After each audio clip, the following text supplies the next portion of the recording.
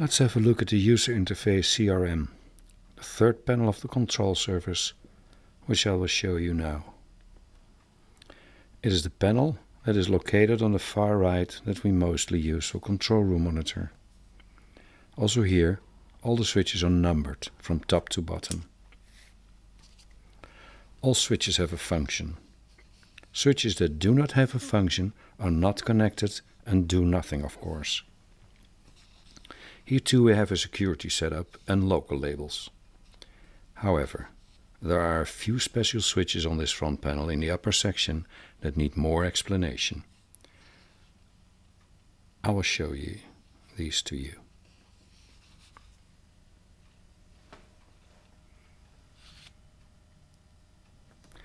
This upper segment of switches we use to give functionality to the encoders and displays. We will look at the function column. Switch 1 is set to console mode and is a console function because I want to do something on the console. But for which console? Console 1, because I work with that console. What is the function I will assign? Let's select source. In other words, all console mode switches and encoders located on console 1 will be set to source. Let's have a look at another function such as control mode gain. For console 1, we activate the control mode gain, so all encoders are set to act as gain controls for console 1.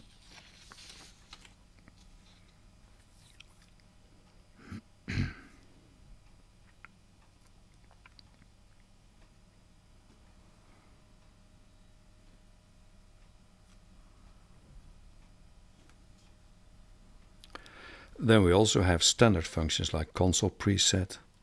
This switch is programmed to perform a global function. A global function means loading a console preset.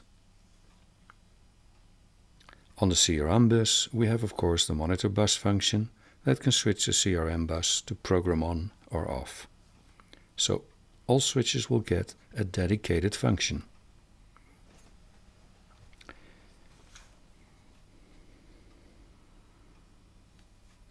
Here, for instance, is a function that you can talk to the studio bus. I took this function from the monitor bus, and for which bus it should be? For the studio bus. And I programmed there talkback 1. It means that everyone who is listening to the studio bus, talkback 1 will be activated on the destination. For instance, this function is not well programmed. I want to control or monitor phones as a destination. These are the headphones in the control room that I want to change over with talkback.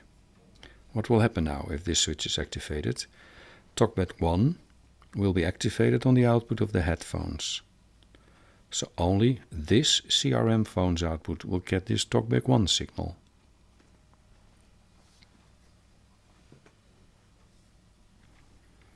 An opposite function is this one. Everyone that is listening to the monitor bus or studio bus will listen to talkback 1. I see that this one is not okay.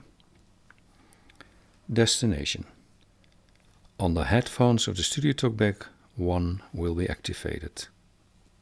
So only this output will get talkback signal from the studio. In this way, we have learned to program all the switches and even the chip card in the CRM module.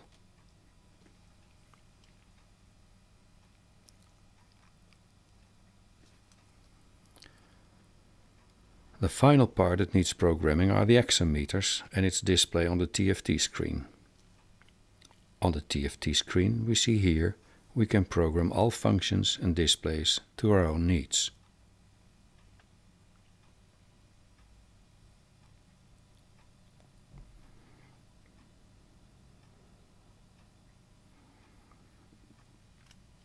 If we start at the top, where you can read Node AXUM meters, you first see meter 1. I can here program what I want to see on meter 1 left.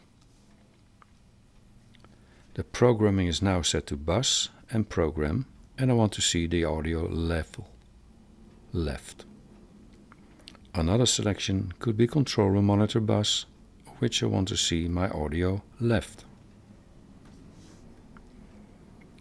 You can also select to see Module 1 and its audio level. All display functions that are possible here are here to select from.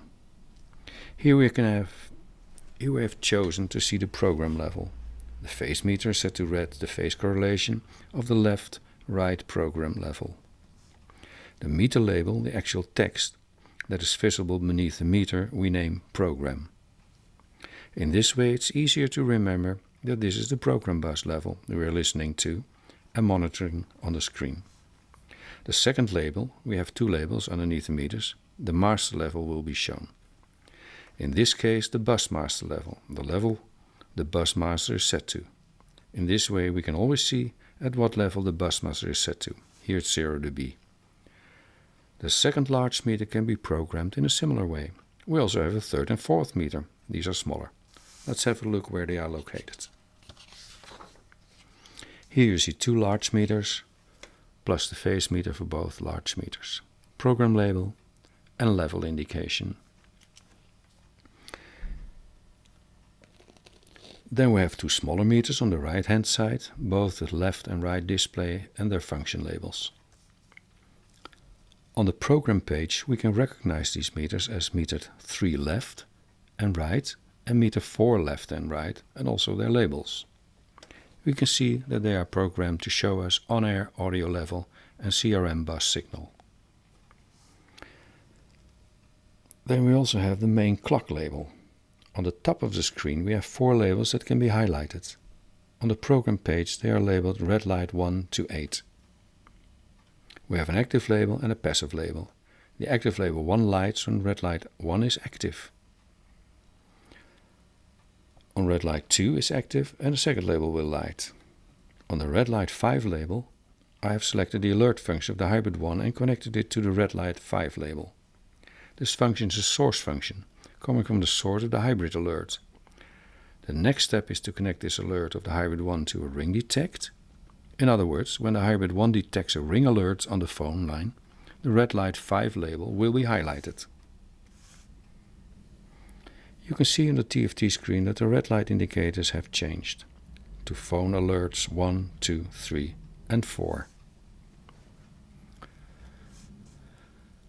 Further down on the page we see all the settings for program end time in minutes and seconds. That we can see on screen as well as the countdown time.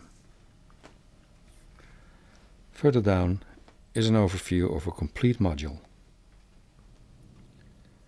And as last item we have 32 stereo meters that we can assign to various sources. Normally this will be the channel meters 1 to 32.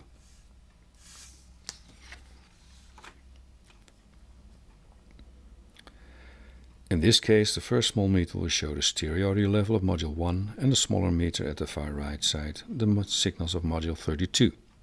But also another source can be selected, such as auxiliary bus. Here we select bus for auxiliary 1 and audio level left, and for the other meter also bus, auxiliary 1 and audio level right.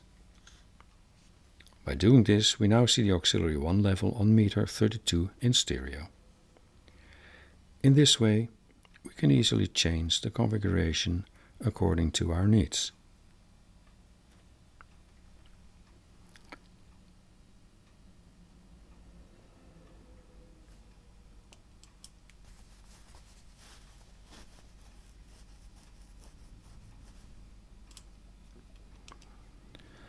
On the meter we do not have a switch function, so levels do not need to be adjusted or set.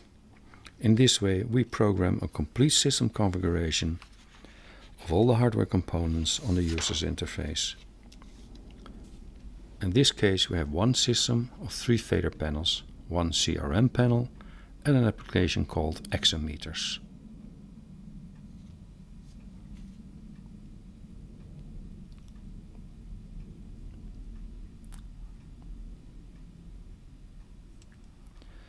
If you have more systems, they will be shown here as well.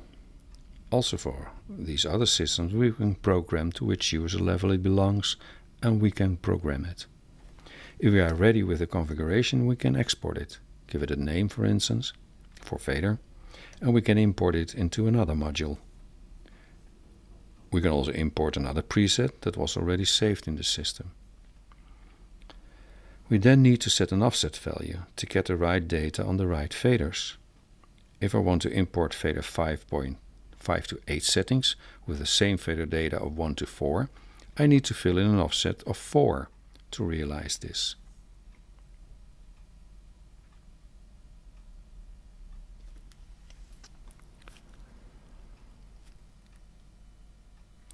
In this way, it is easy to copy, paste an already programmed section of the system's faders panels. So on this page, we program all the remote controls of the user's interface.